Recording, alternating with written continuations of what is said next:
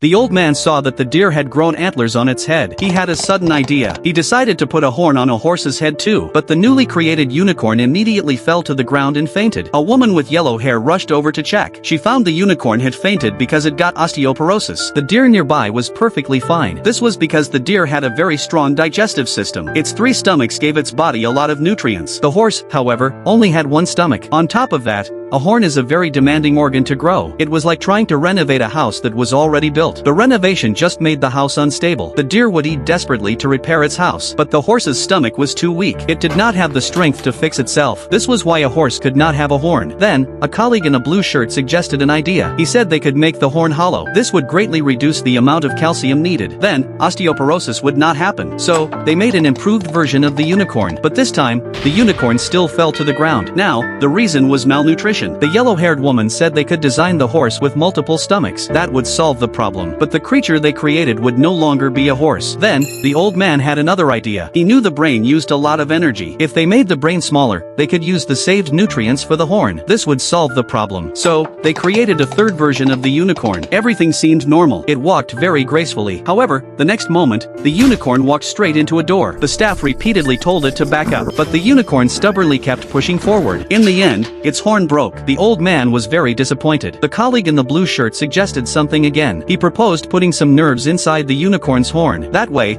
the unicorn would treasure its horn more. To test this better, they chose the nether as their next test site. The old man felt hopeful about this test. But suddenly, 2 unicorns crashed into each other. It turned out they had very low intelligence. When they met another of their kind, they became very aggressive. Because there were nerves in the horns, if a horn broke, the unicorn would die. While they were still shocked by this, another unicorn got its horn stuck in a tree branch. Seeing all this, the old man lost hope. Just then, a long-haired designer picked up a broken horn. This designer wanted to use the horn to create a new animal. He attached the horn to the head of a creature he was holding. As soon as it was attached, the boy received a message from God. God had approved the long-haired designer's creation. In the real animal kingdom, antlers can weigh up to 18 kilograms. Deer need to regrow them every year. It is an organ that uses a lot of energy and calcium, but it is not useless. It helps them show females how strong they are. It also helps them avoid unnecessary fights. As for the narwhal's tusk, what is its purpose? Actually, it is not a horn. It is their nose. It contains nerves and can sense temperature.